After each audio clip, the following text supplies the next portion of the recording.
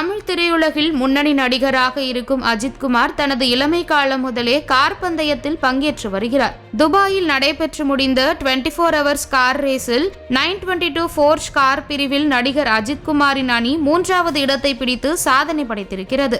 இந்த வெற்றியை அவரது ரசிகர்கள் கொண்டாடி வருகின்றனர். மேலும் அஜித்குமார் ஓட்டுநராக 414 எனும் காரை ஓட்டியிருந்தார். இதற்காக அவருக்கு ஸ்பிரிட் ஆஃப் தி ரேஸ் என்ற விருதும் வழங்கப்பட்டது.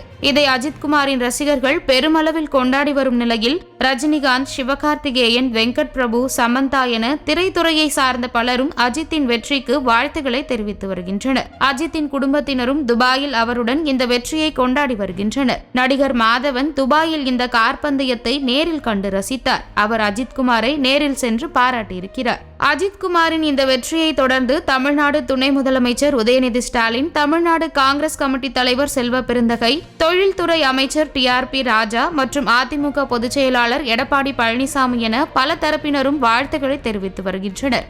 அஜித்குமார் இந்த கார் பந்தயத்தில் கலந்து கொண்டதால் ஆயிரக்கணக்கான ரசிகர்கள் தினமும் நேரில் வந்து கண்டு ரசித்தனர். இதையடுத்து இந்த கார் பந்தயத்தின் ஒருங்கிணைப்பாளர்கள் மகிழ்ச்சியில் உள்ளனர். இனி அஜித்குமாரை ஒவ்வொரு கார் பந்தயத்திற்கும் அழைக்க உள்ளதாகவும் அவர்கள் கூறியுள்ளது குறிப்பிடத்தக்கது.